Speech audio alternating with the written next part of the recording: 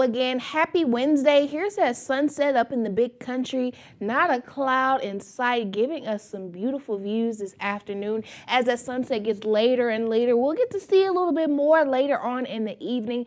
Temperatures across the board still warmer than average, but not nearly as warm as the past couple days, thanks to that cold front that brought us that rain overnight. Along that I-10 line, still quite a few places in the lower 80s. Junction overall, that warm spot at 84 degrees. Menard in second place at 82. Here in San Angelo, we're holding on to 79 degrees. Abilene area holding on to 76 degrees. It was also, not only was it a sunny day, it was a very windy and gusty day. Wind gusts in the big country, pretty much everybody getting over 40-mile-per-hour wind gusts. Further south, everybody getting over 30-mile-per-hour wind gusts. Big Spring took the top spot with those most gusty winds, seeing around 47-mile-per-hour wind gusts as the peak wind gusts of the day. Abilene's peak wind gusts around 41 miles per hour.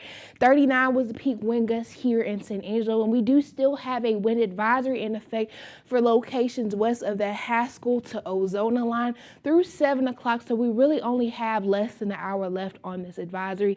And after sunset, we're going to see those wind speeds diminish fairly quickly after midnight, becoming a little more on the calm side. And we've talked about before, the calm winds, lack of clouds will help us get a little bit cooler at night, and we're going to see that tonight. You know, we have been keeping this trend of above average daytime highs, so we're going to see generally above average overnight lows too, but still cooler than what we've seen the past couple nights. Everybody getting into the 40s, more of the lower 40s farther west and more of the upper 40s farther east. Even a few locations like Comanche hanging out in the lower 50s, they're only getting down to 53 overnight. Abilene looking to get down to 48. Here in San Angelo, we're looking to get down to around 46 degrees. Looking to rebound tomorrow back to the lower 70s, possible upper 60s up in the big country.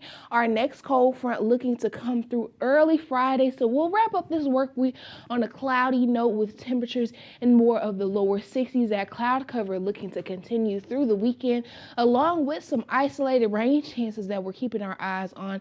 Behind this second cold front coming through Friday, temperatures back on the warming trend, hitting that 80-degree mark again by Sunday before our next cold front looks to come through to help us kick off next week with temperatures in the lower 70s. But we're going to be right back to that 80-degree mark by this time next week. Back to you, Esmeralda.